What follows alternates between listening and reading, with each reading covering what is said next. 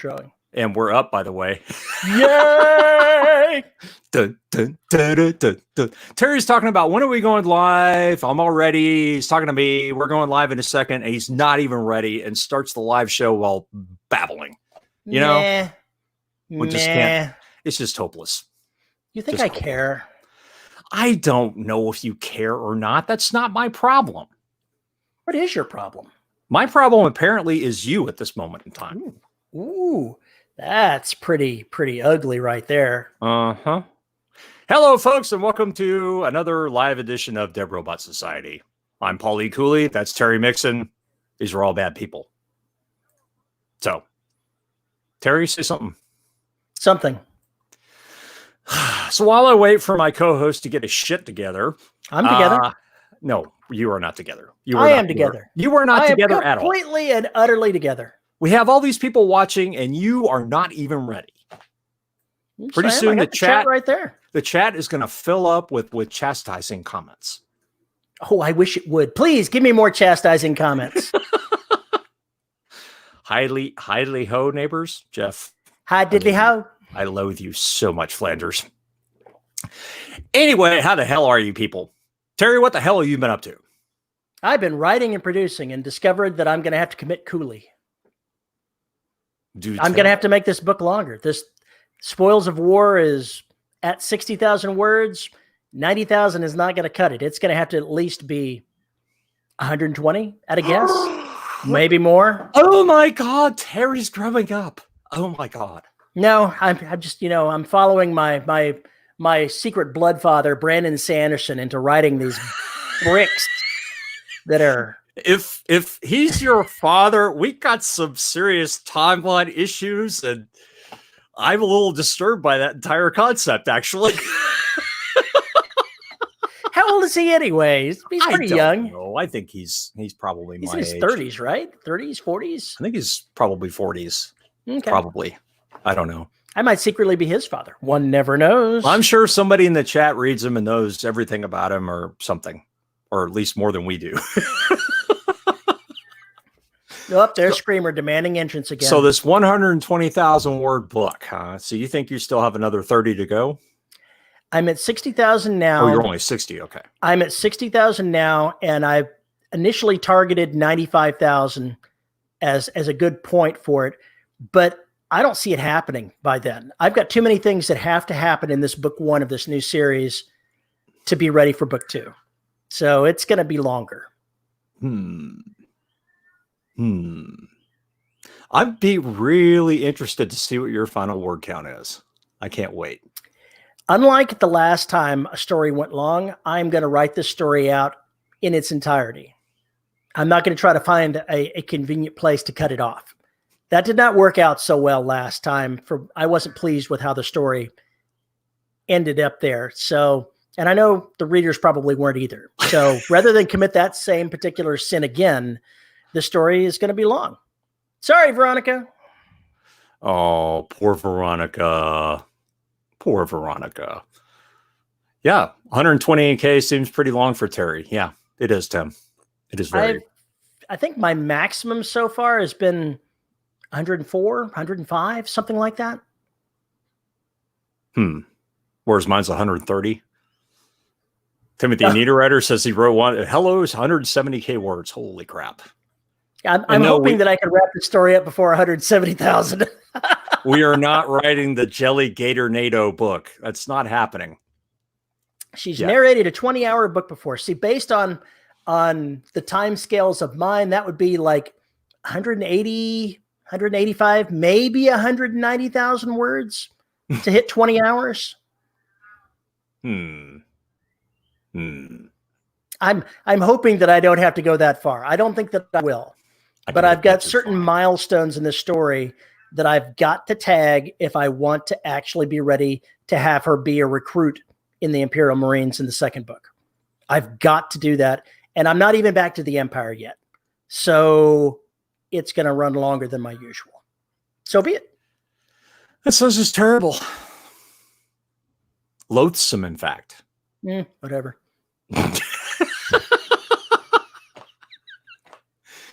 I'm very envious that you have had that kind of time to write. very envious. I loathe I you. assume that means that your time has been a little bit occupied. While you start telling that story, which I've already heard the beginning of, I'm going to You'll let go Screamer get in. Screamer. I have been developing software. Holy shit. Everybody's shocked because I have this wonderful deadline coming up. In fact, I'm going to wonderful LaPorte, Texas on Tuesday for another robot test. So I've got like a couple of days to squash some bugs and put things back together again because I've torn them up to try and add new features. Oh, yes. The drinking game is ready to go. So get there. I did have a problem with signal decay when I was working on it, and I couldn't figure out how to do something. And it stopped me for a couple of days because I got confused about where things were on the station. And then I got back and started working on it, and it was like 600 words dribbled out in like 20 minutes. So it's just like if I can just get back to that. So it's basically trying to carve out the little time, but I'm not getting much writing done by my standards anyway. I'd really rather not, try to associate the word dribble with you in any way, form, or shape. Okay, how about drizzle? Ooh, that's probably better, but dribble sounds like you have an old age problem. I do have an old age problem. He's sitting in the other window. This problem here doesn't have any dribbling issues. That's what you think. I'm sure she's drooly. Old drooly, gummy. This was totally a prostate joke that went totally awry because you just didn't get it. Evidently not. An old man problem. Get it? Are you seeing it now? It's rough, you failed as a joke teller when you have to explain it. So I've obviously failed. In other news,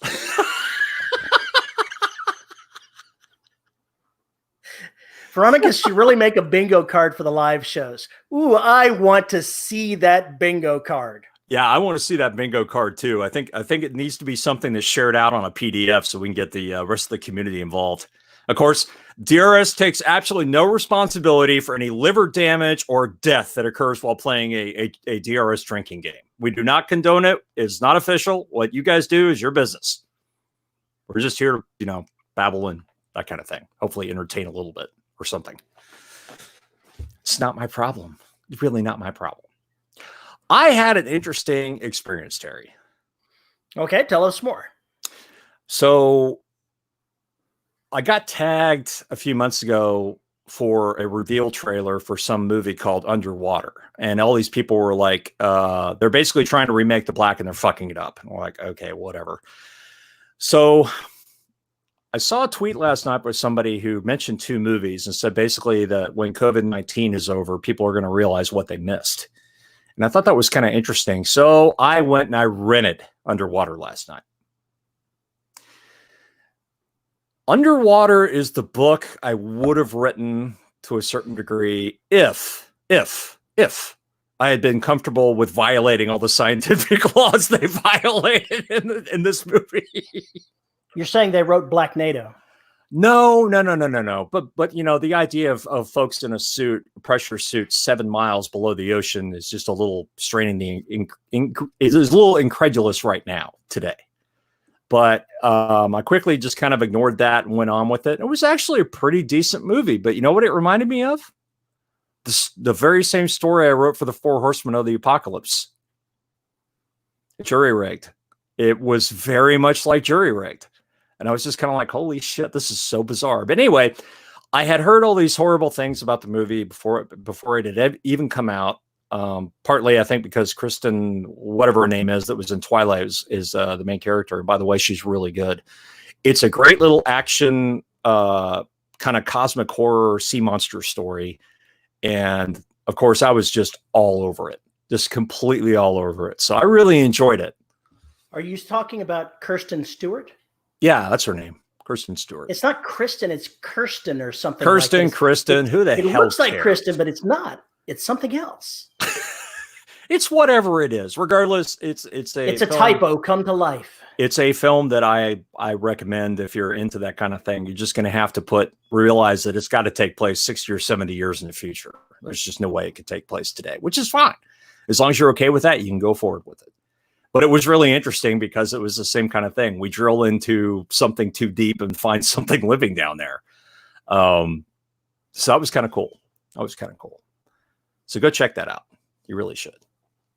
You had something you wanted to share about a certain book. I did. I'd have to bring the window back up to see what and of course I don't have the window here because I had to restart. So if you would go ahead and share the link to that. You're assuming I still have it up. It's in your chat. You may not have it up, but it's there somewhere for you. You know, you're just so lazy. I know. I'm trying to, speed it along. So you're not even actually at your microphone because you got a damn cat. There's that better. No, God, no. Now it looks like you're doing something. Well, never mind. I'm not.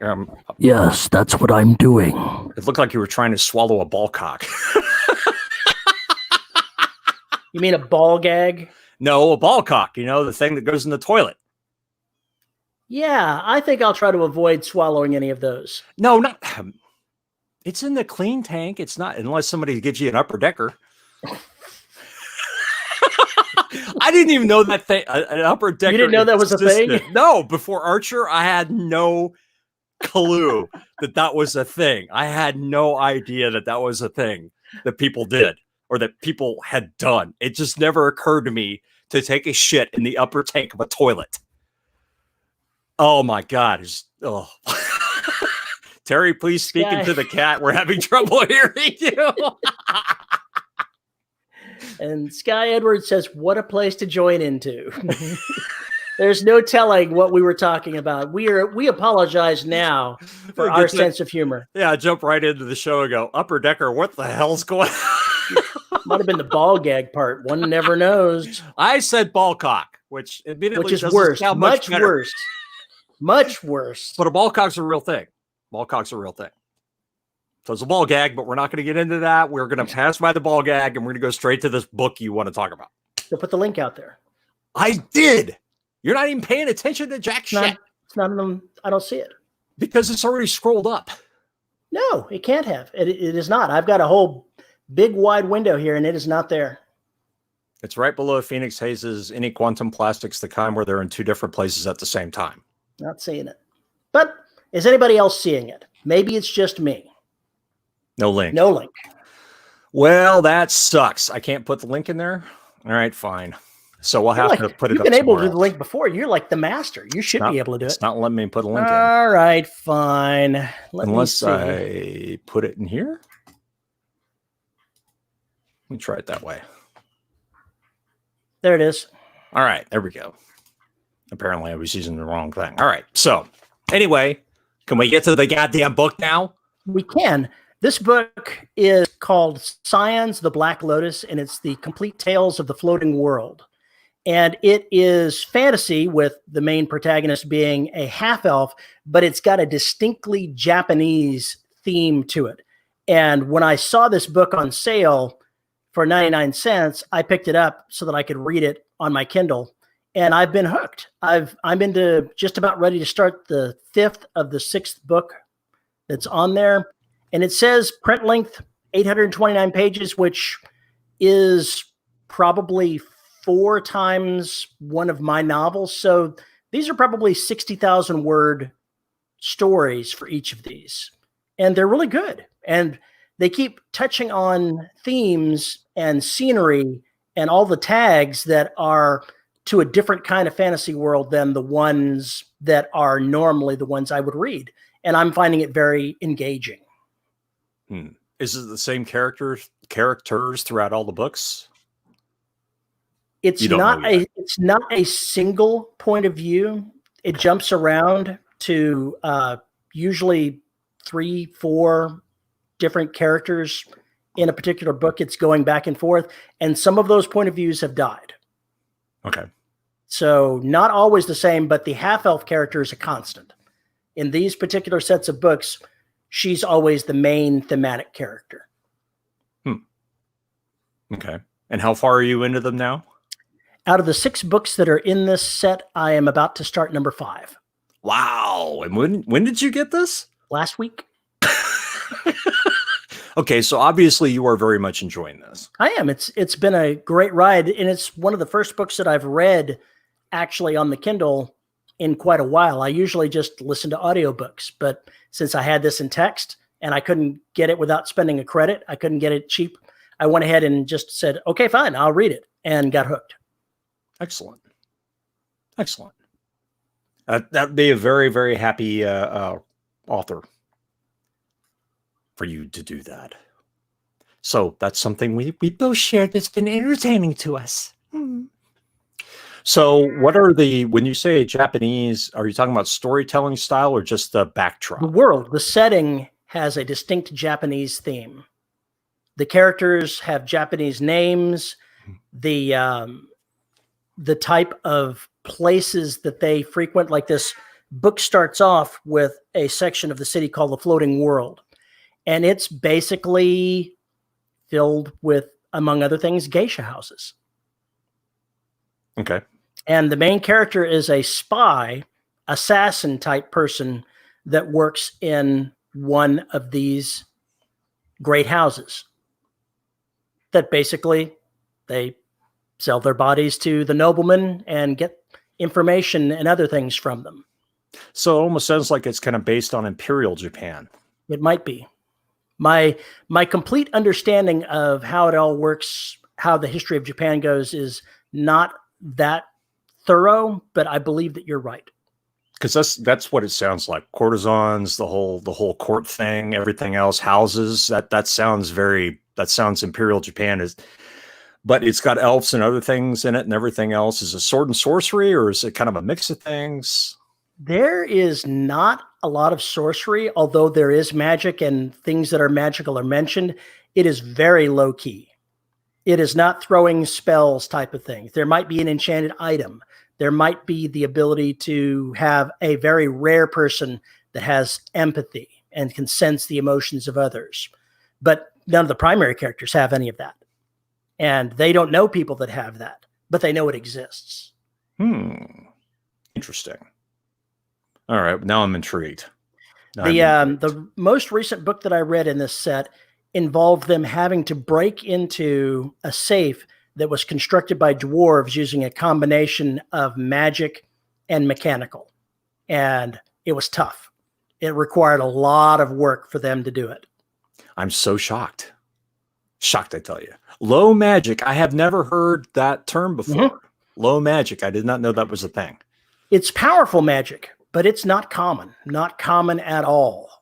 Okay, what's the term? What's the term low magic mean? I believe the term low magic means that while it may exist, it's uncommon, very rare. Whereas in the typical high fantasy, magic is very common. You can't turn around without tripping over something. You got spellcasters throwing spells at whatever and transmogrifying stuff and everything else. Gotcha. Yeah, I don't think it refers to the power level of it. It just refers to the scarcity of it. Okay. Whether or not it's ubiquitous. Yes. Gotcha. Okay. Well, that's kind of cool.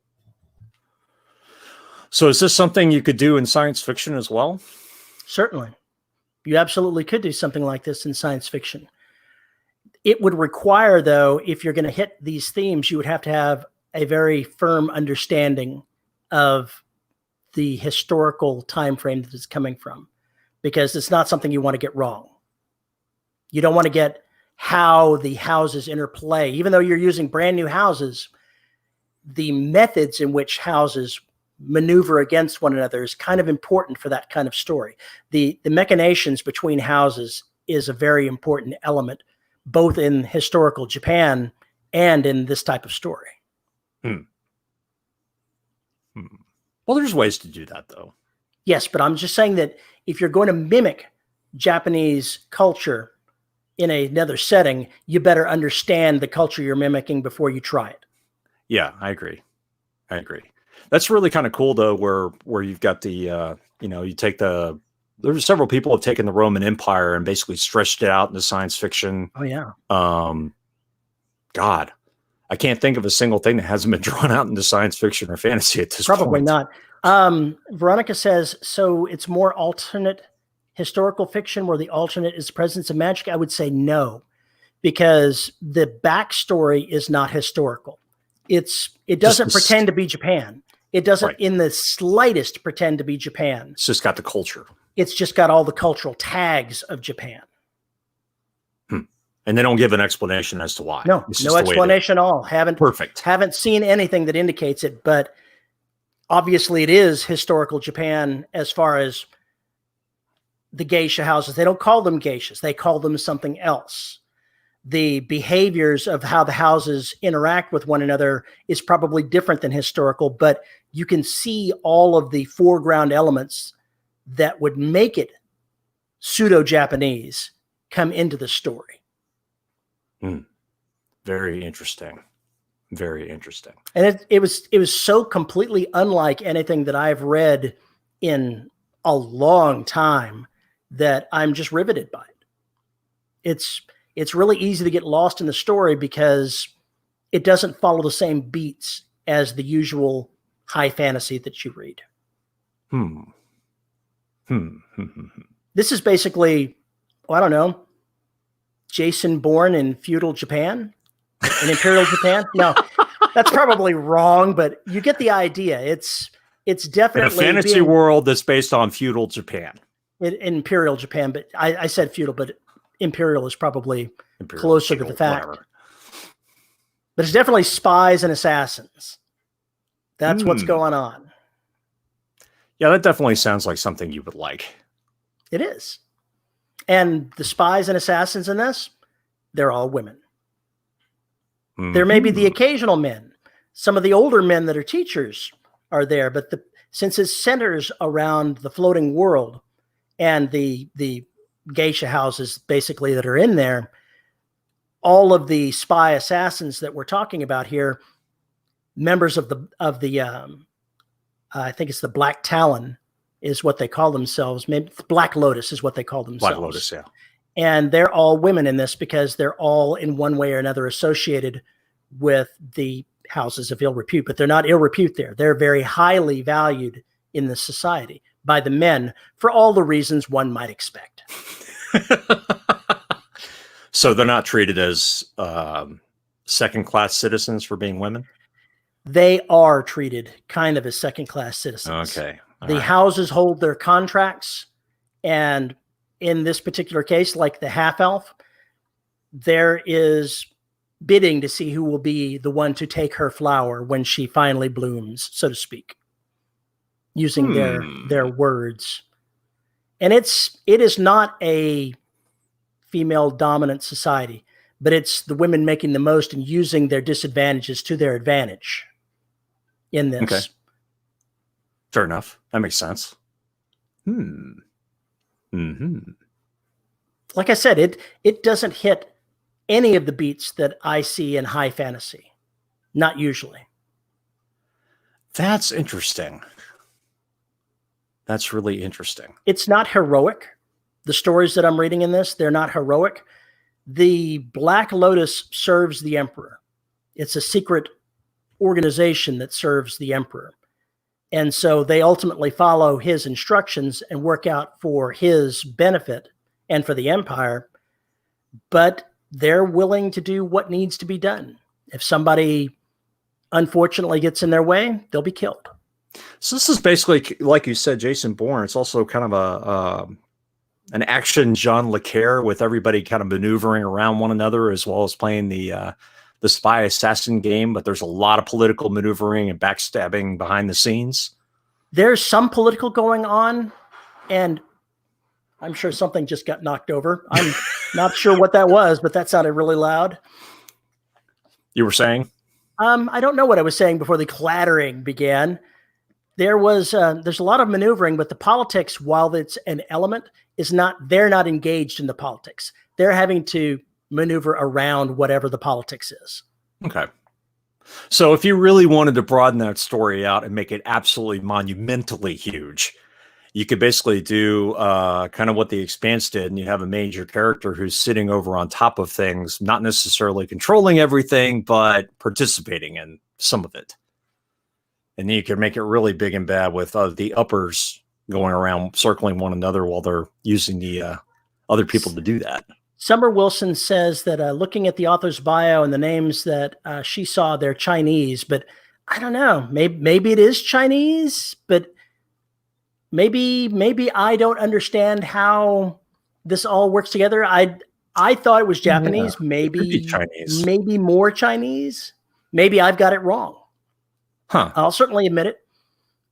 I'm a little fuzzy on the differences between some of the ancient Chinese and Imperial Japan. So there are some elements that I thought were Japanese that maybe it's Chinese. Maybe I just don't know.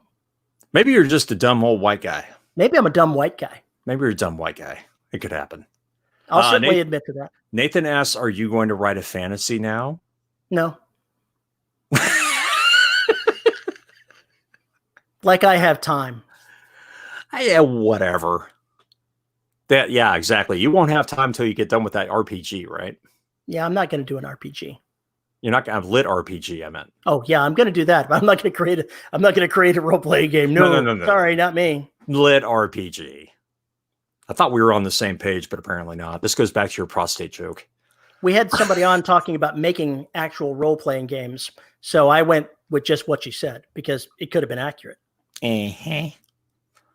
Could be a blend too, very mixable cultures. See, that's an interesting thing with cyberpunk because cyberpunk, traditional cyberpunk anyway, stole a lot of stuff from Japanese, Chinese, American, European, and basically just took it all together, swirled it, and so you got massive cultural bleed all through it, which made it interesting.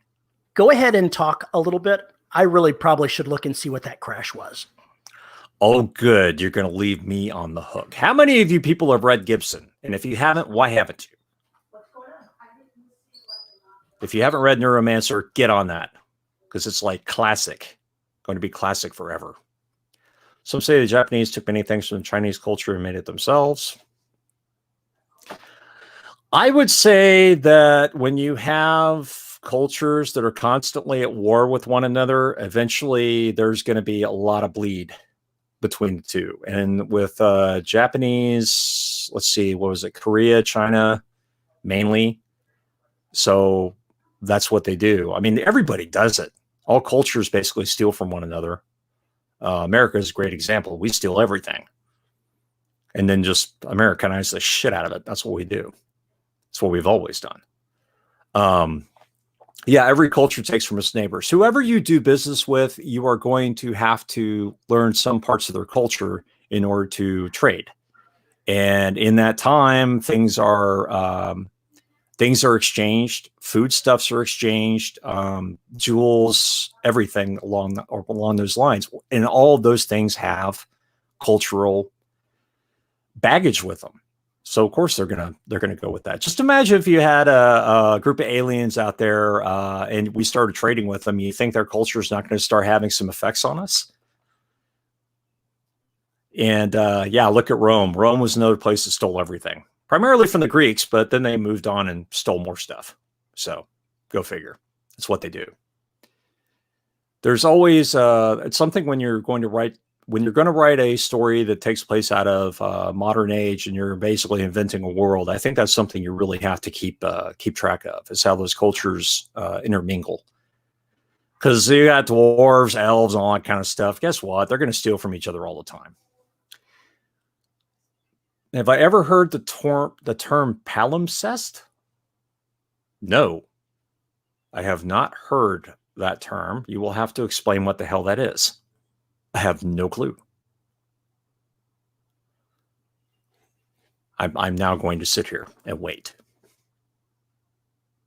I'm waiting for an explanation, Tim. Of course, I'm waiting a long time.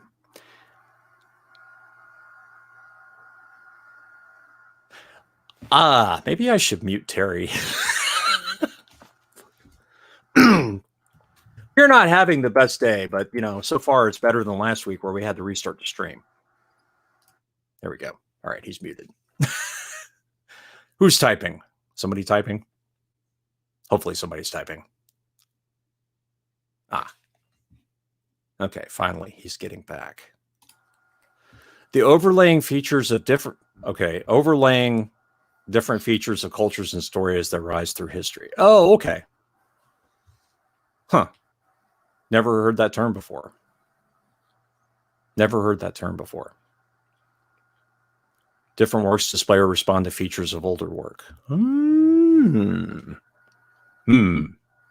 Interesting concept. I like it.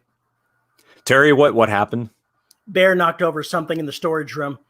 I wasn't going to go in there and look, but I heard my wife come upstairs, and I don't like her going up and downstairs without me helping support her weight because I don't need her to take a tumble. Yeah, taking a tumble, especially these days, would be a very bad thing. I think it would be an exceptionally bad thing. Yeah, very bad thing. Very, very bad thing. What are we going to talk about writing, man? So if you're going to write something that's outside your wheelhouse involving maybe elements of historical culture, but you're not familiar with that culture, how would you go about knowing when you've learned enough to utilize those elements or not? When you've learned enough? Depends on how much of the culture do you have to drag in? If I write something that has a not too firm grasp on the details, it would be a caricature of that historical society. You've got to have at least enough knowledge of the elements you're trying to weave into your story to make it work. But say I was going to try to write something that has historical Chinese elements. Obviously, I could, start reading stuff about historical China, but when would I know enough to be confident as a writer that I would be able to write that story? I think it's very, very simple. You drag what you need and the barest minimum that you need. If you need to look at social mores and contracts and how the culture works, those books are out there to go grab. Sometimes even watching movies will help you figure out some of that kind of thing and how people act to one another with the facial expressions and everything else. If you're doing something crazy like trying to channel all this stuff from Mesopotamia, then it gets a little more complicated, and yet less complicated because guess what? There's a lot of stuff missing from history. There's a lot of things missing from history, and so you get to kind of make it up as long as you try and be true to their culture and their world. What if you missed something at that time? What if you missed something big? 90% of your audience isn't going to fucking know it. And then you're going to have the 3 people that do know it, putting these 1-star reviews on your book, all in caps. Fuck them. Fuck them. Then they can come be your research bitch. How about that? Woo-wee. I think that's always an issue. You're always going to miss something. It's just like if you get the caliber wrong in a handgun, right? Most people aren't going to fucking care or know. And then you will get the assholes who are going to just basically berate you because you got one thing wrong. Fine. That's the world we live in. I'm sure if an ancient historian or somebody who specializes in ancient history were to read the Garaga books, they would basically come over to my house and shoot me in the head for all the historical inaccuracies I have. Guess what? Yes, but they would have to use like a spear thrower to do it with. They can't use a gun. That's not historically accurate. No, you could use a short sword. They can't shoot you in the head with a short sword. If they're going to shoot you in the head, it's going to have to be either like a spear thrower or an arrow. Did they have bows and arrows back in ancient Mesopotamia? They had They had something similar, if I remember correctly. Maybe they would use a sling to kill you. There you go. Sling's more likely than arrows, depending on which time frame you're looking at. But basically going through and seeing what we know about the economy, how the trading worked, finding the kind of things that were traded. So for instance, the Mesopotamians traded with what is now India for wood, for lumber. And they gave them baubles. They traded, lapis lazuli, and copper, bronze, etc. And they were basically trading back and forth for lumber and arts and all sorts of stuff like that. There was something recent, just like in the last week or so, that I saw go through my news feed that they had found and translated from some museum. They were sharing stuff from museums. And what it was an ancient Mesopotamian or some similar culture letter rejecting a load of copper because it was crap. It was a complaint note about it. Yeah. And I thought that was hysterically funny. See, even back in Mesopotamia, there were Karens. I would like to speak to the manager. No. Exactly. I totally dare you to put that into a Garaga story. Oh, no, thank you. That if you spend the time in trading and you go look at the myth and lore of those areas at that time and focus a lot on myth. Myth is fun because myth doesn't have to be historically accurate. It's the pieces that people know that have grown out of what actually happened. It's the romance of telling it over the same story over and over again, and each time new layers getting added to it, or things being misheard. And then somebody some bard singing a song about it, and then everybody thinks, well, that's how it happened. Well, no, it's not how it happened, but it's what we know of what happened. Primarily because it blocks out everything. I think that one of the fun things about that kind of story is the parts that are inaccurate by common knowledge, i.e. you say something that's completely true, yet everybody else thinks it's fake. Yeah. That's another part of it. Oh, that's not the way that legend goes. That can't be right. No. The legend is wrong. The legend is a legend. It is myth. Myth is not fact. Myth is what grows out of stories being told. Gilgamesh. There's a lot of historical events that are in there. Same thing with the Talmud and Jewish texts before Christianity adopted them. Before Christianity existed. The same thing with Islam. You have those pieces that are grown up. They're the stories, they're the legends, and there's no telling how much myth has grown up about that as opposed to, what actually happened. So, for instance, the floods, that was a constant in Mesopotamia, anybody who was in there. So guess what? The world flooded. That was your world. You didn't know anything outside of it. So that was the world to you. So if it flooded that bad, that's how you're going to see it. That kind of stuff is fun to use and plumb. And like I said, most people won't have a problem with it. You're going to get away with it as long as you try and drag in as little historical information as possible. Because if you F up when you're trying to explain something historical, then yes, you are going to get it with both barrels. Unless you're writing alternate history, of course. But if you're writing alternate history, you still have to have an understanding of the history to change it. Sure, absolutely. I think alternate history, just like historical fiction, requires a much better grasp of the historical details than the kind of morphing around of making a fantasy or something that only uses thematic elements. Well, yeah, I mean, when you get to design the world from scratch, you don't have baggage. The only baggage that you have is what you bring with you, because it's a clean slate. When you go to write historical fiction or base something in a time that you don't live in, that's a completely different animal if you're trying to be true to the way the culture was.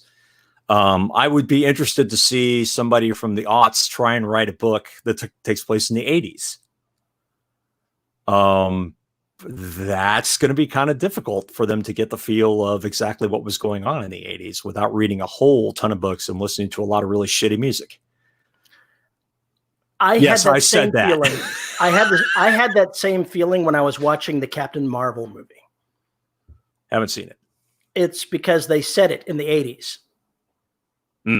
Okay. And so it was like a trip back through time. And I wonder how many people that were watching went, what? JR says, as our automated diving tech gets better, we can access preserve Rex and learn even more. Sure, absolutely. But for an action movie, you can't have robots down on the bottom of the floor. You're going to have humans to have drama. Just ask Clive Cussler. He'll tell you. Oh, no, he won't tell you. But he would have told you.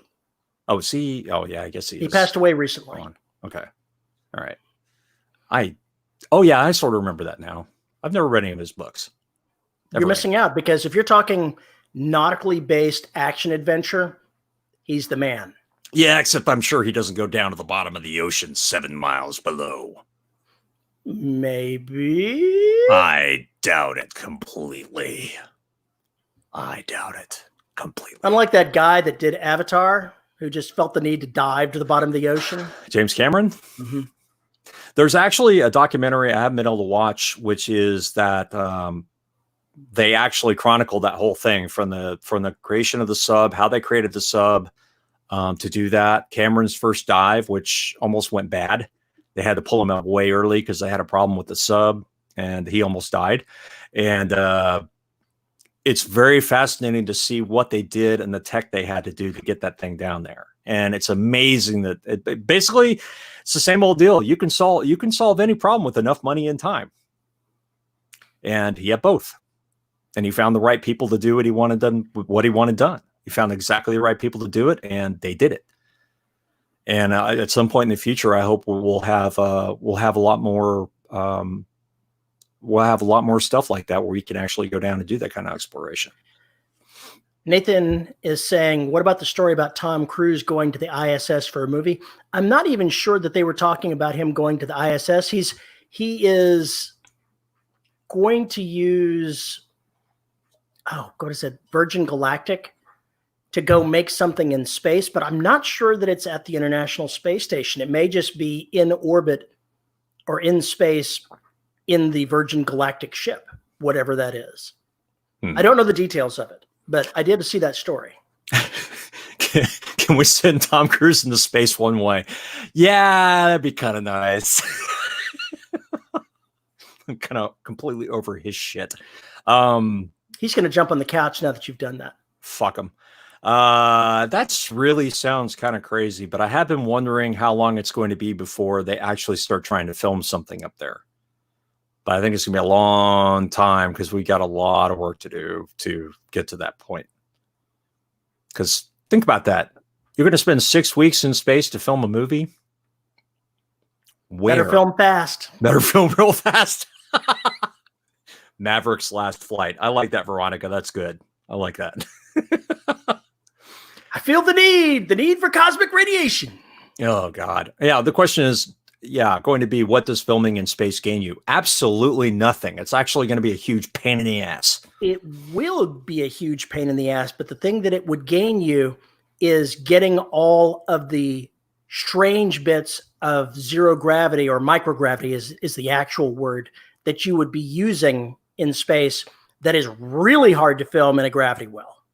Yeah, but they have this thing called CGI, and they've been doing a really good job with it. I think it's going to be a lot cheaper to do that than fly motherfuckers to space to film a film.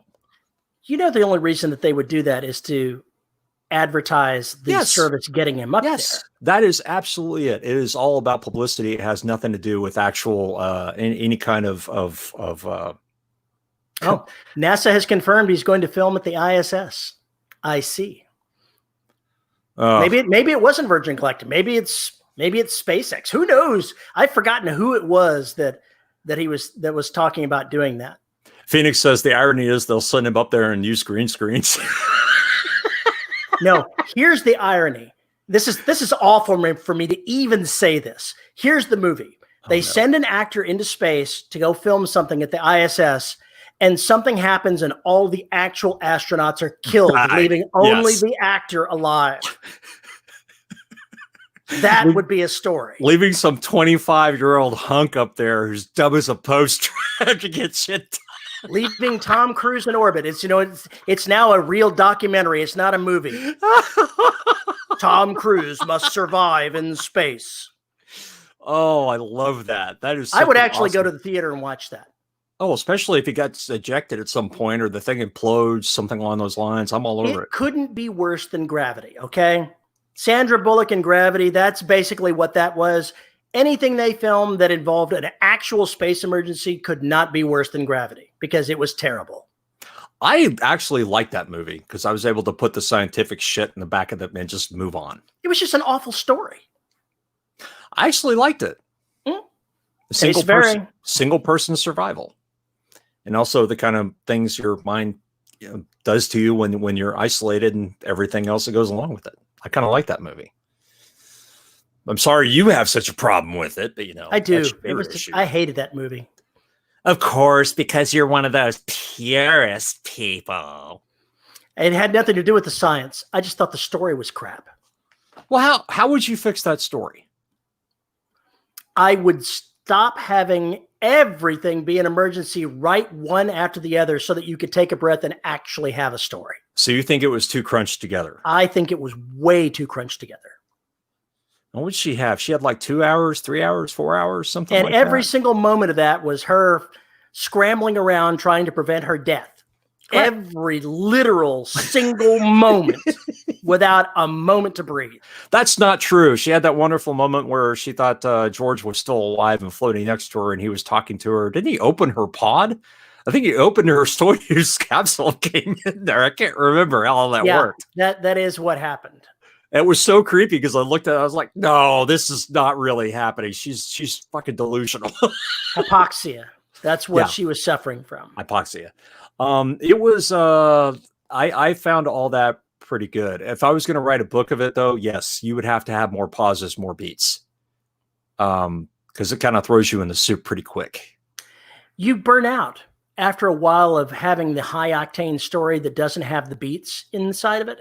If you're nothing but just going to town the entire way through the story, then you burn out. You don't feel the high anymore. Then it just becomes a drag.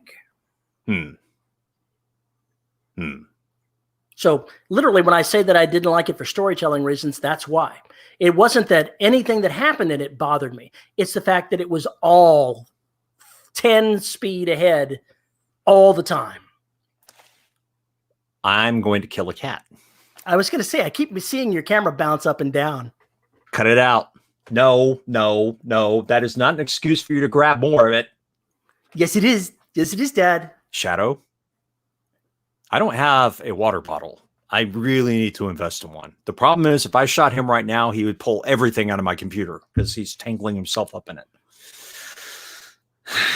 Plot twist, I wrote the screenplay. I think not. I'm not going to show you the Shadow. If he comes over here, we'll talk about it, but he's not going to come over here. Not anytime soon. He's just a brat. Is there a novel in that? More like a short story? No, I could see it being a novella. It depends on how you write it, though. It depends on what you include. We've talked about a bit now. What are we talking? Nathan's asking about Gravity. I think there is a Gravity novel. I think that, honestly, if I remember the story correctly, someone wrote a novel before the movie came out, and the author had to sue the studio because they originally contracted for it. Then the studio was sold to somebody else, and somebody supposedly wrote their own independent version of Gravity, basically stealing the author's work. Oh, but nice. It's too expensive to sue Hollywood, so he got robbed. The author got robbed. The novel was there first, and that's another reason to hate the people that made Gravity, because apparently the director is a thief. Or at least the producer and the studio is a thief. Supposedly the director and some people got together over a couple of weeks and wrote the screenplay. So the director, if this was theft, was intimately involved in the theft. And that's how Hollywood works. Hollywood will steal your shit. Yeah, they will. And you won't get a penny out of it. And if you try to fight them, they'll just basically grind you into dust. Yes, but we have ways of getting back at them. Do you? Yeah. You'll kill them in your book that no one will read. Nope. What will you do? I will make some friends who will make it right. Ooh. There's a lot of damage that can be done without ever picking up a quote unquote weapon, a physical weapon. There's a lot of other damage that can be done, but we won't discuss that. It is something to think about, though. Another reason why Cyberpunk is so effing cool. You don't always need a gun to get what you want, or to, get revenge or anything else. Just have to be, open to new ideas. Something along those lines. I saw that there is, and I want to ask this question because I don't have the details. If somebody has a link to it, there was some kerfluffle that I saw on Twitter about Amazon having released unpublished work, stuff that was sitting in the hoppers, something along those lines, and authors weren't made aware till Amazon sent out an email that some other work had been published when it wasn't supposed to be published. I hadn't seen anything about it, but it wouldn't surprise me. That kind of goes along with them inadvertently including some people's audiobooks in their Kindle Unlimited version of audio for a little bit. That happened.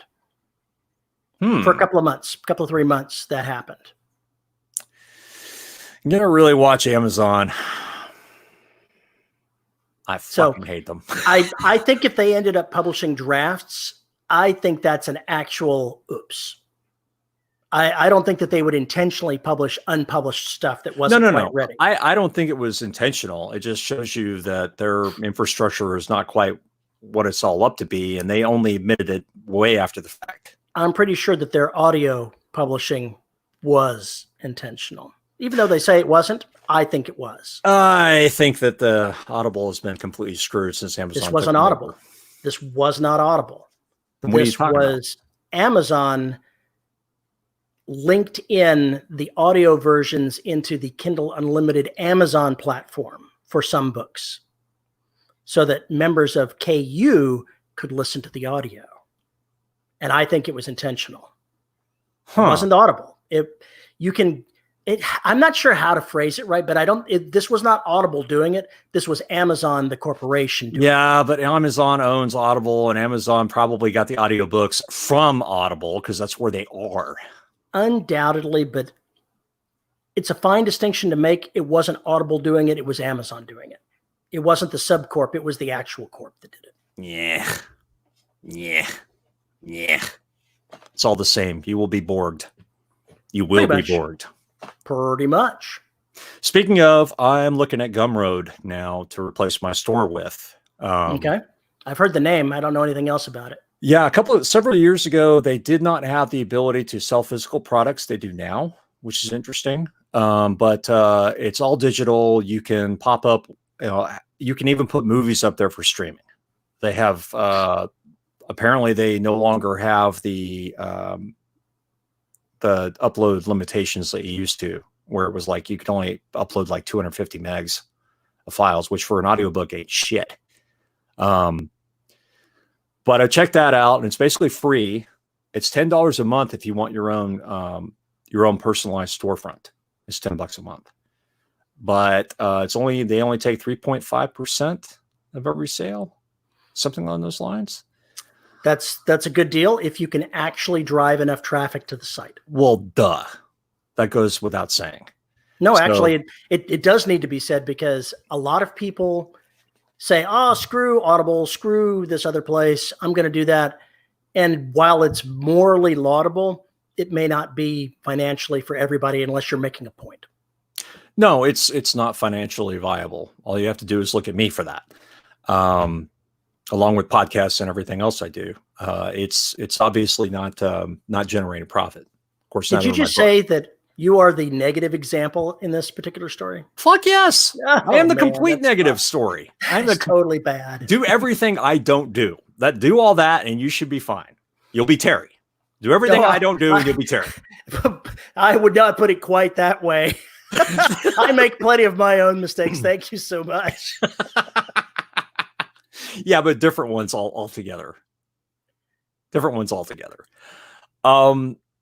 It really does depend on how you go about doing things. I think you have to get much more developed in marketing. Supposedly they actually have a discovery thing that they're using that gets books out and gets word out to other venues, but I haven't checked into it. Anyway, it's something I'm looking at. I know that BookFunnel is also doing stuff with audio now, and maybe video. I'm not sure. Definitely audio. It's sometimes I wonder if I shouldn't make a freaking iPhone/Android app that has links to all my garbage in it and has its own music player and whatever. But it will be the Paul player. That's the new name. The Paul player, yeah, the Fiend Master player or whatever. It'd be kind of cool to have, but it wouldn't sell, it wouldn't make any money on it, so I have it. But it's something I would like to have at some point. It's only a way for you to sign your audiobook. Sign my audiobook?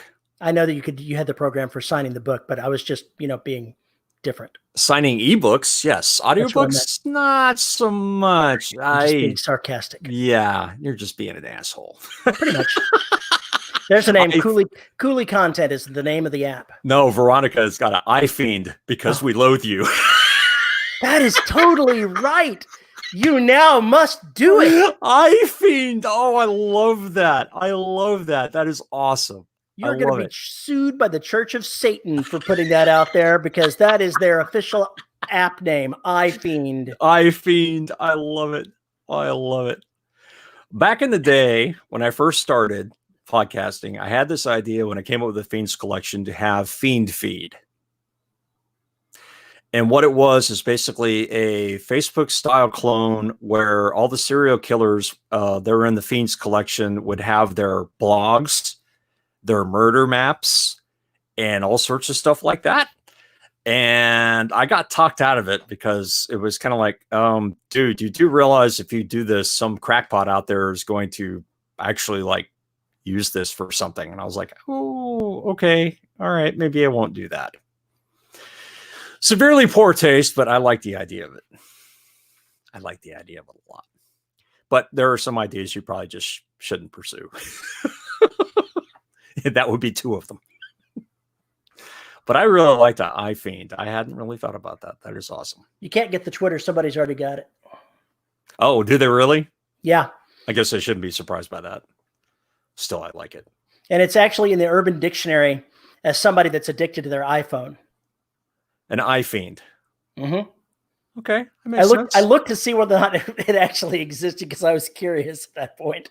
Well, duh. Of course you were curious. That's a great line. Oh, that or you've got the basis for a nifty Netflix series, Paul. Hadn't really considered that.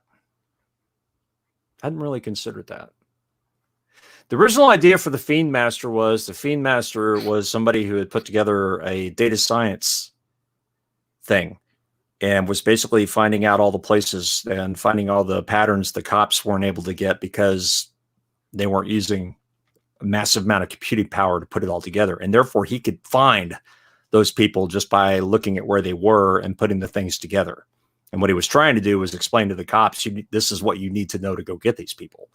But he didn't want to tell them because they could have arrested him for other stuff.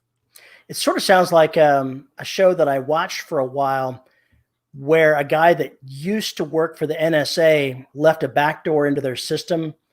And all it would do is send them, I think, like the phone number of somebody that was going to be in deadly danger in like 24, 48, 72 hours. Nothing else. They just had a little bit of information that the program would send him. Person of interest. Yeah. Person of interest. Yes. Yeah. Person of interest. Exactly. That kind of thing, except dealing with people who are really not people anymore. They've turned into something else, but still, that was the idea. And then, of course, the last book would be about the Fiend Master when everything he's sown, it comes to reaping time. Anyway, leave that alone. It was this mini second or third appearance now. She's been sitting off to the side, just swatting at me with her paw because she wanted back over. Uh-huh. Here we She go. says, I will grab you. I will grab you so much. Why do we always have cats on this show? It just never freaking ends. Just never freaking ends. All right, people. Do you have questions? Comments? Is there something you'd like us to discuss? We've wandered all over the landscape because we had a lot of good subject matter this time around. Some subject matter. I'm personally curious what book you're reading right now that has your interest. I was listening to God, what was it now? I ran out of Audible credits for the month, so I was re-listening to the Strain audiobooks because there's still something there that bugs me, and I'm still trying to figure it out.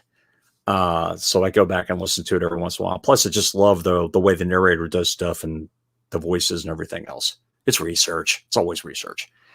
I tried starting to read another book, but my glasses are in really bad shape, and I haven't been able to go get my prescription fixed because of our wonderful friend COVID-19. So I'm kind of screwed. Yeah, that would do it. If you don't have a prescription, otherwise, you could order them online. My wife orders her glasses online if she's got the prescription. Yeah, my prescription hasn't been updated in like 2 or 3 years, so that's got to get fixed. I feel your pain. You feel my pain?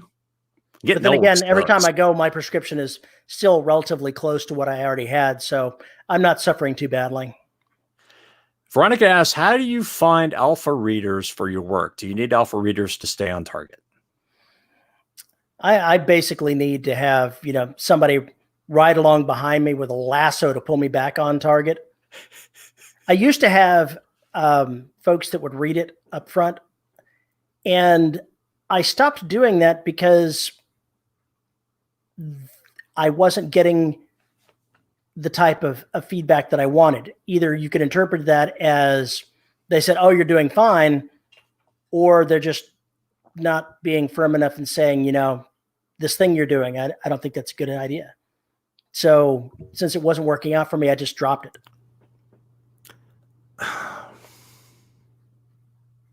Why do you feel I guess the question needs to be, why do you feel you need an alpha reader? And I understand that completely, because I have had that problem before where I did not know if I should even continue writing the book. And I gave the first 40,000 words to somebody, and they read it and were like, where's the rest? And I went, okay, all right, I'm on the right track. And so I kept going. There are ways and the reasons why you might need to do that. You may be very uncomfortable with the decision you made, like Terry was saying. I mean, we've all come across that where you hit a crossroads and you're like, I'm not sure I'm going the right way with this, but it seems okay, but I'm not sure. I had a scene that I wanted, that I was looking at including in one of the Empire books, and I ran it past Veronica, and she said, I understand what you're trying to do, but I don't think that's a good idea. Well, there you go. So a specific scene that when I'm unsure about something, I'll run it past somebody, but in general, yeah, I don't run into that problem. I think that the alpha reader thing can almost be, I mean, we do this all the time before the show and after the show. We'll explain a scenario and say, how do I get, do you have any idea what I should do here? Do you think this is going to be a problem if I do X or if I do Y in this particular scenario? And then it's basically like we're kind of exploring things and looking at it. And that helps a lot. Just make friends with another writer. I mean, seriously, if you're running into plot problems or something along those lines, sometimes I will explain something to my wife and listen to her either tell me yay or nay. Same thing with other folks that I know who are writers. I'll do the same thing. I'll look for those folks to kind of give me some idea if I've gone down the wrong path. Doesn't always happen, but where I think I actually am using a set of alpha readers, not intentionally. The cats? No, my Patreon supporters. They get my chapters as I write them. So I suspect if there was something drastically wrong somewhere, somebody would throw up a hand and say, what the fuck is this?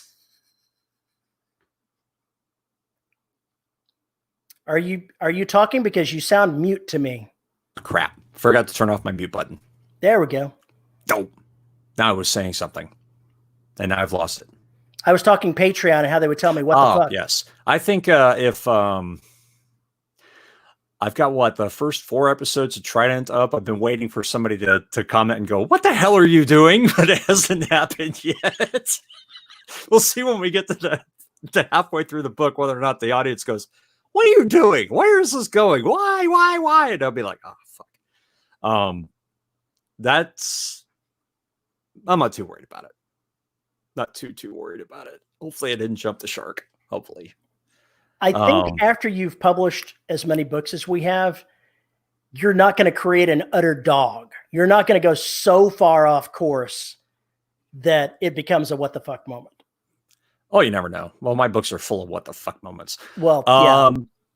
Max Tisley, will it seem weird that stories set in the present day won't include the events of this year? No. Mm-mm. No. Not at all. Because you write a book, you get the choice. You can continue on as if COVID-19 never happened. There are people who've written books where 9/11 didn't happen. It just depends on where you want to set it and where you want to go. The Black makes references to an Iraq-Iran civil war. There's no such thing. but it makes references to the fact that that's going on, even though there is no such thing, because that should be a hint to the reader that this takes place in the future. There was a post-apocalyptic novel that I read that I remember part of the foreword talked about the fact that it was written before 9/11. One of the major points of it was that it took place in New York, and the World Trade Centers featured prominently in what happened in the post-apocalyptic novel. And before it was published, 9/11 happened, and he had to juggle, what do I do? What do I do? I can't change what's written in the story because they had to basically hang glide off of the World Trade Centers to get where they needed to go for this particular book. And without them there, it was impossible. So he considered, do I take it out? Do I try to figure out how to rewrite it? And he decided to let it just let it go. Just let it slide. It was true when he wrote it. It was true for the time. So if you want to write something that doesn't include COVID, do so. Yeah. Just ignore it. There's a lot of, I mean, it's up to you what you want to write and how you want to write it and where you want to place it and what you want to make mention of. COVID-19 could have happened. This could be 5 years down the road where things are kind of calmed down and go back to normal. You don't have to put a timeline on it. It's up to you whether or not you want to include what day it is, what date is. It's up to you. And I think if you write a good story, nobody's going to care one way or the other. It just depends on how you're going to do it and what other events of the time period that you make reference to. But I think it needs to be kind of an all or nothing. You either you act like it's there or you act like it's completely through, but there's a lot of things you're going to have to drop. Like the end of 2019, obviously 2020 shot in the head. So you have to kind of go forward from there. And Terry, that is a humongous mustache you have. That is a massive beard. What kind of beard is that anyway? Is that a Houdini? Claws. No, this is Misty. Oh, it's Misty. Okay. I lose track of the cats' names because there are so damned many of them. Too damn many of them. Misty says, what? Why am I holding up here? I don't want to. I want to go Phoenix somewhere. asks, my first audiobook is in the can, published by via royalty share. He says he's saying he doesn't have time for books 2 and 3. I wanted to launch the books with the audio version. Thoughts? Find another narrator. It's okay. Most books, actually, if you go look at a lot of the audiobooks out there, if they have like a really famous person, like a big actor, not a voice actor, a big actor like Ron Perlman or somebody like that, narrate the book in a series, they usually only do the first one. And after that, they switch over to another narrator. At least you could always do you could always do what happens with the soap operas whenever they change a character. The role of the narrator will now be played by. I think the best thing to do is to find a narrator that fits the style of the previous narrator or is better. And that's kind of up to you. And I know that's got to be a real pain in the ass because, you want that kind of continuity. You really do. That's why it's like me leaving narration in the middle of Derelict or The Black would be a problem at this point. I kind of have to soldier through it. But if you're not in that position where you haven't been narrating your own shit, then yeah, you can just choose a different narrator. And if you have to, it's going to be fine. It's going to be fine. If you found that person, the right person the first time, you will find them the second time. You just have to maybe work at it a little Readers will, or listeners in this case, will accept that a narrator changes. Yeah, they will. You'll find some people grumble. I hate it. Oh, yeah, most of them will stay with you. As long as the story's good and the narrator doesn't completely suck and the audio quality is good and some ass clown hasn't, put a megaphone in front of the microphone, you'll be fine. You'll be fine. And because of the fact that you did royalty share means you're pretty well locked into that for 7 years. With that book. One first book. So you're not going to be able to find somebody else to do that first book again until you get the rights back, if that's what you choose to do.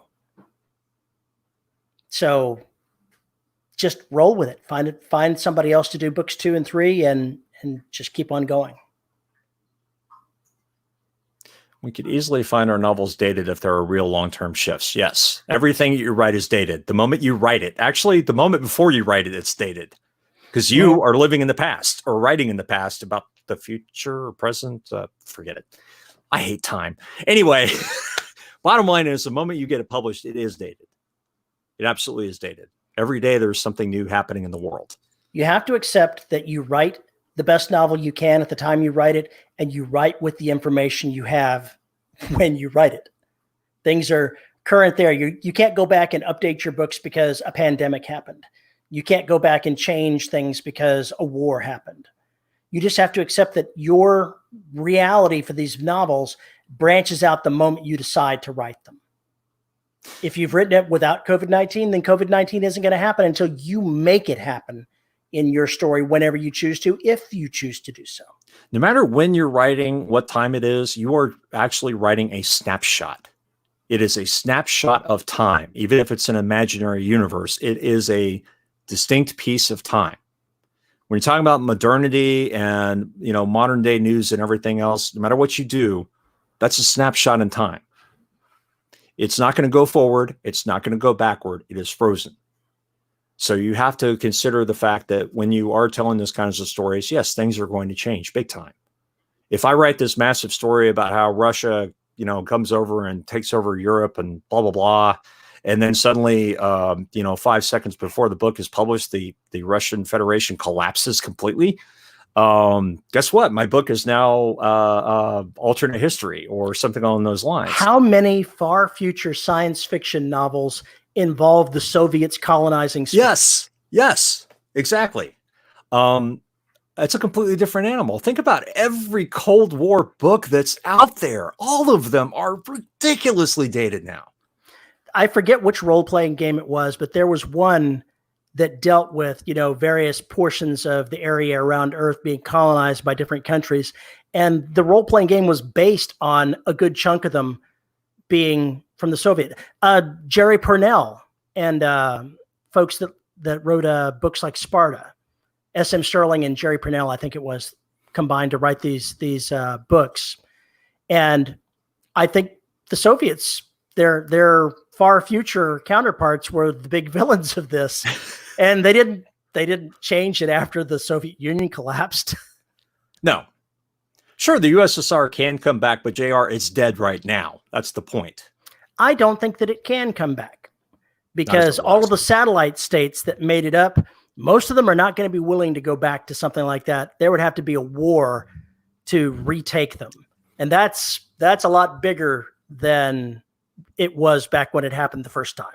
That's a completely different situation, but I just don't think you need to worry about that. It's a snapshot in time. You need to just think about it that way. Books that I wrote way back in the day, gay marriage wasn't a thing. Legal pot sure as hell wasn't. So I don't mention those things. Does it matter? If I wrote a book in Colorado and it didn't have legal weed in it, or they were all, everything was what they were doing was illegal at that time, it's a snapshot in time. Period. End of story. Jerry Purnell and S.M. Sterling wrote a series of novels called the Co-Dominium Future History Series, where there's a formal alliance between the United States and the Soviet Union that holds power over Earth, and its fracturing is what causes, the galactic calamity. So if they can get by something like that, you can get by avoiding COVID-19. Yeah. Long as basically what we're going around is saying, don't worry about it. Don't stress. Just write your stories. Write the damn story. Let's see what else. Oh, as someone who is busy, any advice on productivity for struggling peers? No, I don't have any advice for you whatsoever. Yes. Don't do what Paul does. Okay. So, here's what I did this week. I am terrible at multitasking, and I have to admit this to myself, and it sucks. I can't do it very well, so I have to now put down concrete layers of time. There was a day this week, I think it was Monday, where I did nothing but get all the YouTube videos done for the Derelict Saga for Tomb, because that would get that off my back until the 26th of May. And that's a big deal because it gives me 2.5 weeks without having to do anything with those things. That day, just doing that is going to save me probably doing an hour a day of time. Spending that one day getting all that done is going to save me an hour a day from here until May 26th. So it was worth it to do that one day. So then I have days where I have to work on the software. And I have to increasingly up that time, which means everything else goes to hell. I have to finish recording audio. So I have to carve out time for that when the lawn guys aren't around and fucking up my life. And then there's going to be a day where I do nothing but write. And I will try and get writing done on the other days, but there's going to be one day a week where I focus on writing, period, end of story. That is what I do. I don't fuck everything else. I need to get in that habit. And that's what I'm trying to mark out right now. So that's what I've done this week. On the flip side of the way that Paul does it, there are plenty of productivity experts that say you can break your day down into 10 or 15 minute chunks. And say you're busy. You can find a 10 or 15 minute chunk to write something. You can find a way to get a little bit done. So productivity wise, it's a matter of arranging your own schedule and time to allow you to do things you want to do, the things you have as your priorities. So if you're crunched, you're going to have to be aggressive about defending some time to write if that's what you want to do. You've got to fight for it. Yeah, you do have to fight for it. You have to protect that time. We've talked about this. 15 minutes, 20 minutes, even if you just get 250 words, it's worth it.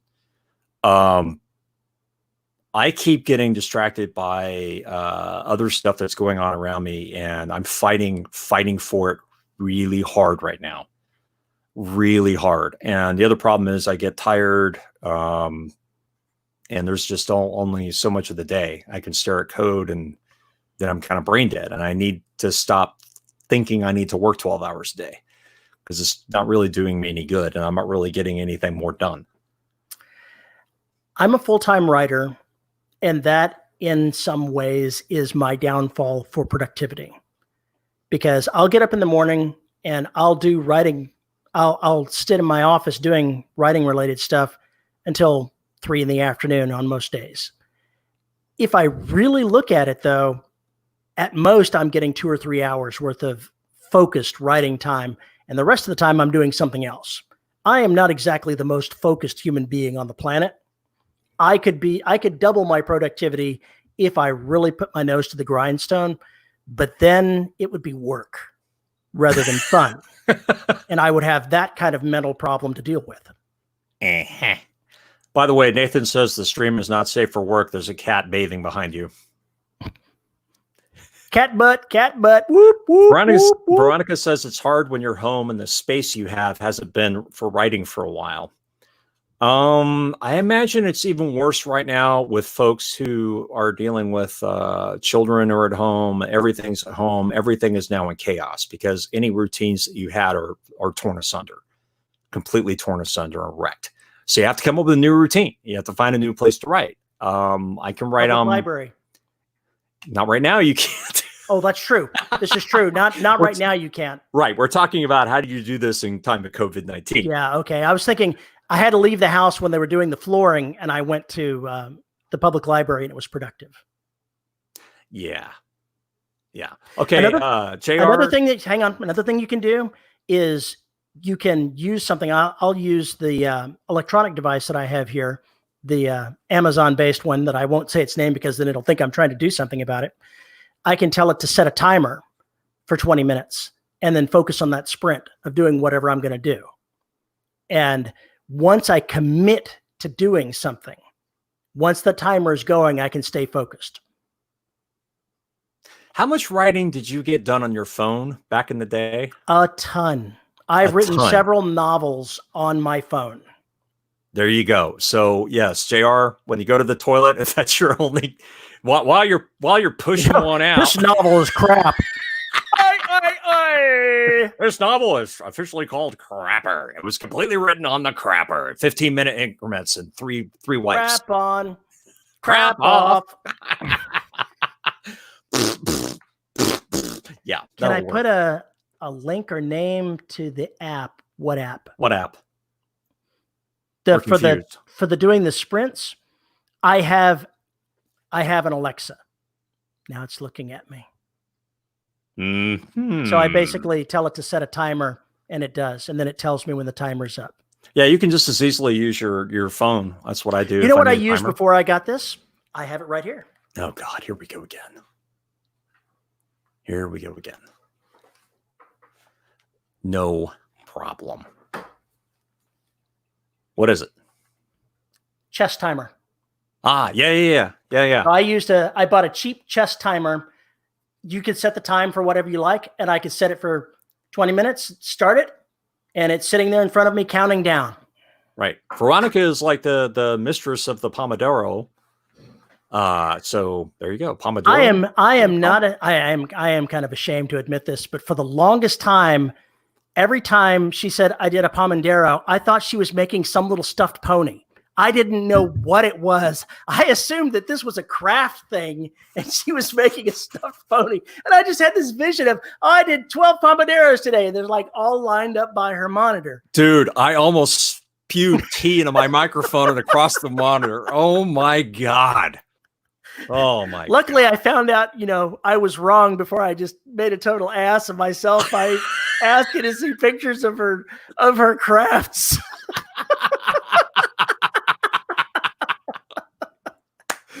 Oh shit. If you can't find the space to write, the ponies, she says she uses the ponies to count these Pomodoros. So that's why I assumed they were something related to a craft as opposed to a time. Wow. Just wow. I got nothing. That's just bad news. It's awesome though, isn't it? It's scary is what it is. Yeah, or when you're not used to sharing your space and suddenly you have a whole bunch of coworkers. Yes, that is an issue, and that's what I was just about to get to. I have cats. I have tons of coworkers. I walked my dog today, and I went by a park bench that I've noticed 1,000 times. It's sitting in front of the lake, or the lake, and I realized it's quiet. It's beneath shaded trees, and I could go there, take my iPad, and just crank without I could get out of the house, go somewhere else like I used to do when I went to the bar to write, where I was more productive than I ever was in my house, which still makes no sense to anyone, but that's the way it is. But that could be a new place for me to hang out and write. You can do the same thing in the backyard. Get the hell away from the kids, go to the backyard if you have one. Go find some kind of common area in an apartment complex that's not very common. Hell, you can even write outside on your front stoop if that's what you need to do. But you're going to have to find that place. I set up basically a little place on the back of my patio where I've got a table and some chairs and some covering from the sun. So if I want to, if it's raining outside rather than walking, I'll go sit out in the patio in the back. Right. Right. Summer, if you're having problems getting there in the evenings, right in the morning before you start work. This morning, I went out and did my dictation before I ate breakfast, before I did anything. I just got up and was out of the house by a little bit, just a few minutes after 7 o'clock, and going and doing my walking. And it was very quiet. It's amazing. It's like fewer people are actually walking their dogs, which is really weird to me. It's this whole situation has kind of changed the dynamic of a lot of things, and I think it's still in flux. But in all seriousness, grab a chair, go outside. Grab a chair, go outside. Don't have a computer outside or a laptop or something like that. Write on your phone. Don't have a phone that you can write on. Grab that notebook and start writing. Do whatever you got to do. I don't know if I'd go to the notebook route. Trying to get it from the paper into your computer would be a pain in the ass. I'm saying if you have no other choice, it's the last resort. I said, if you don't have this, if you don't have this, if you don't have this. Or you could speak into a microphone like Bozo over here. Kind of up to you. Oh, Veronica says she handwrites. Yes, but she's Veronica and I'm not.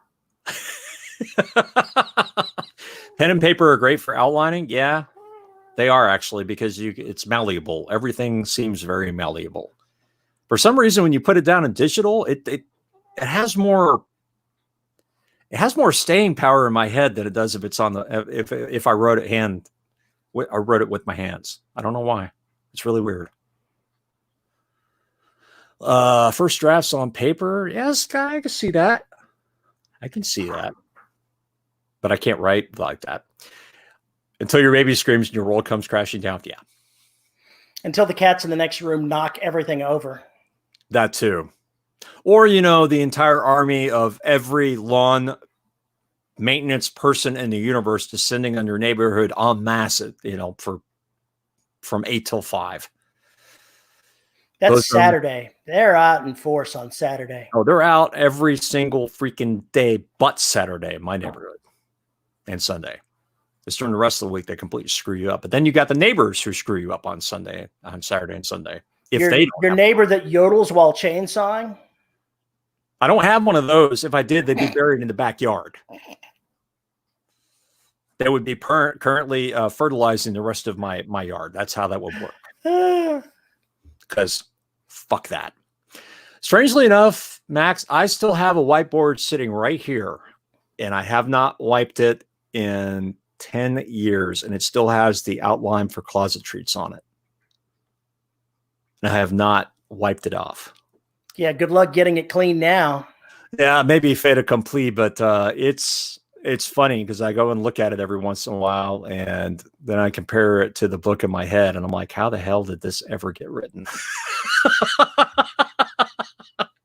It's because stories are written moment by moment. That is correct. But it's funny because this is the way I outline. I just have chapter names.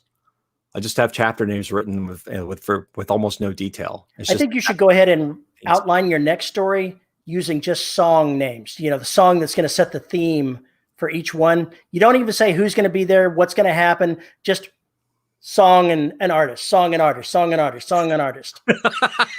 I actually could do that.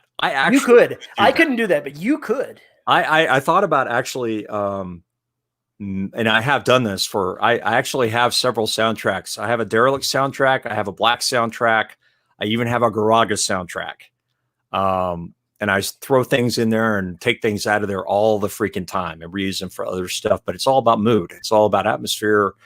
And sometimes I know I need the beats, right? I need the beat between, okay, here's where we're moving up to something. So it needs to be kind of slow. The characters are getting their stuff on. All right, something huge happened. All right, now I need angry, crazy music to go along with it, stuff like that. It works. So it helps. For me, I can't listen to music while I'm dictating. It uses the same part of my brain. And I don't know if anybody else can. I certainly can't. It distracts me. But when I'm editing, I can go ahead and do that. If I'm rewriting something, if I'm doing something with the keyboard, I can absolutely listen to music. But for me personally, it can't have words. It has to be things like soundtracks, or I can listen to Rammstein because I can't understand what they're saying. It's like the German is almost music in and of itself. Yeah, and it just depends. I mean, that's why I love a lot of industrial and techno, because there's more music than there is singing. And then, of course, there's Yenpox, which has no freaking words and is more like a soundtrack like you're talking about. Rage Against the Machine is good for that. Yeah, get a little rage. This guy says dictation doesn't like my lips.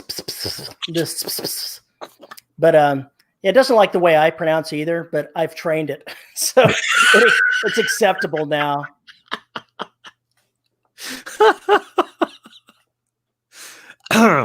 Yeah, I got nothing on that one. I have to admit this, I have recorded audiobooks, chapters of audiobooks with a soundtrack going on in the background in my headphones. Wow. Very, very low with just tones. And the main reason is so it drowns out my tinnitus. So it gives my mind something to focus on, because otherwise I'm focusing on how my voice sounds, and it sounds like shit because I can't hear on my fucking left ear. One of the things that I might be able to dictate to is, sounds from nature, that kind of thing. There's now I've of course forgotten the name of God, there's 1,000 things out there with the site. with that. But Sue knows who it is because she's used it as well. But it's this one site that has just tons of stuff that I could listen to a bunch of that while I'm doing it. Yeah. Now I'm going to have to turn my phone on so I can see what the app is. I bought their app, so I get all their sound downloads. So I'll make it tell me what it is because I've forgotten it. I found music. I find music. Oh, I can't write without it music. That's not actually true, but sort of true. It's easier for me to write if I have music. If I have something to distract the left side of my brain, to put it to sleep so my right side of my brain get busy. I know that when I was writing, for example, Assassin's Retreat, which was a time where Kelsey was in a very dark place in her head for that entire novella, I was playing the one of the Transformers soundtracks. It was very dark theme. Last night, I think, maybe not last night, something to do with the night. The soundtrack was just seemed very hopeless, and that fit the theme of where her mental space was at the time. And it was like on repeat while I was writing it. Yeah. I don't know how many times I have started an album and I just put it on repeat, and I don't even notice how many times I'll listen to it until finally I'm going like, what the hell am I listening to? I need to listen to something else. The site is called My Noise. My Noise. And it's like noise with the word my in front of it, all one word. But I bought their app on the iPhone for $10, and I get all the stuff that all the various things that they have there. But it's very interesting because it's got all kinds of different tracks to the sound. You can adjust the levels of each different portion of the sound, whatever it's nature or whatever. You can take out different elements because they're all separate. And it's an extremely amazing site. And yes, they do have an app. So you didn't know that. All right. You can also use a good sized piece of glass for a whiteboard. Just paint the backside of it for easier viewing. My whiteboard at work is actually a glass board, and they are so nice. Yes, we used to write on the windows. Mm-hmm. Grease pencils. They work great for that. Yeah. I mean, it was perfect. It was really easy to see them too. But yeah, I like that better than whiteboards. Whiteboards suck. Actually, I'd rather do it on the glass because it's easier to clean. Whiteboards get sticky for some reason. But after they've been written on for a while, it becomes like really hard to clean it off. Yeah, because then the surface kind of starts to go to shit. Degrade, yeah. Yeah, and then you're kind of screwed. Then you get those old whiteboards where it's really ugly, nasty. Where you can't erase anything. It's there. Yeah, and it will never go away. That's beside the point. All right, folks, any other questions? What else you got? Did we miss anything? Probably. I don't think so. So basically, we covered some productivity. We covered some other crazy ideas. Terry still doesn't outline, but he's going to have to start. No, I'm not. I outline as I'm writing. He just doesn't know it yet. He just doesn't. I refuse. I will not bend this evil. Sometimes you have to draw a line in the sand and say, "This far, no farther." This far, no further. I shall not bend any further. God, so opinionated. Me, a noble writer, kneel to an outline? Never. The DRS anthology, that was like 7 years ago. Never happened. So already happened. Not happening again. I'm not. What am I supposed to be hosting? No idea. There will not be a DRS anthology. Let's put it this way. There will not be a DRS anthology that is officially sanctioned by DRS, nor will Terry and I have anything to do with it. How about that? Want to put together an anthology and call it something else? Go for it. We all have better uses of our time, like running down the street naked. Oh, I like writing or something on those lines. I am not hosting an anthology. Not happening. Uh-oh. Somebody said wait for it. I don't know what that means. Regardless, no, that's not happening. The Undead Robot Society. Or the non-Dead Robot Society. That works too. The Living Robot Society? The Undead Robot Society. I like that. That is really good. There's hope. So anyone will start with a rough outline and delete the parts you cover as you write. My couple hundred word outlines turn into novels. My couple hundred, I don't have any couple hundred word outlines. It's usually a name of a chapter and a very like 1 sentence brief description of what happens in that chapter. And then once I get done with that chapter or get to that chapter, it's either thrown away or, it's okay and incorporated, or it changes drastically. So as soon as I write it down, it's in stone and I hate it. This is why you put it on a piece of paper rather than on the screen. Yeah, that doesn't work out for me. I write down what's happening after I've written the scene. I don't try to forecast anything. I just use it as a reference to look back and see when something occurred. And Sue says whatever it was has happened. So there's no telling. Must have been my no fucking way regarding anthology. I can't believe you would even suggest that, JR. No. JR is trolling you. When are you going to learn that that's what he does? He trolls people. Well, I just want to make sure he understood that that's not happening. That's it. It's not happening. Yeah, I know. Underline outlines just in case I need that note for the second draft. I will add notes to the manuscript in that chapter in Scrivener. I guess you could do the same. Well, I know you can do the same thing in Word or Open Office, whatever. So you can basically put that stuff there. So when you come back to it, you can see it. It'll make it fine. At this rate, he's not going to kill you either. No kidding. I've used a different method of outlining or not for every project I've had. Consistency is not my thing. Terry and I have discussed this and said it a billion times. If something's working for you, keep doing it. If it's not, change it. And maybe you'll have to go back to what it originally was, but I don't think you should be afraid to change that at all. I will make modifications until I get something working. And if nothing's working, I will try something completely different. So I think that's the way you've got to go with that. I haven't had a chance to kill you, JR, because I haven't written a book where you could actually appear in. Although I'm pretty sure I could kill off a fuck ton of you folks in the Black 5. In the 5th Black book, I think it's basically... I insist that JR does not die. I insist that you just maim him in stages. Maim him in stages? Mm-hmm. Take his foot in one scene. Later on, take 3 fingers. Later on, take an ear. An ear? Why an ear? I'm interested in why the ear came up. Because it's not going to kill him. It'll just maim him, and he'll just continue to become less and less of a human being till by the end of the book, he literally has no hands, no feet, no ears, no eyes, no tongue. He's just a meat blob. A stump. Yep. You can call him Stumpy when you're done. She's lump. She's lump. She's lump. She's in my head. Yikes. This little 90s flashback brought to you by the President of the United States of America. They only had 2 songs. One was Kitty, and I think that was the other one. Yeah, that was the other one. Those are the only 2 songs I remember anyway.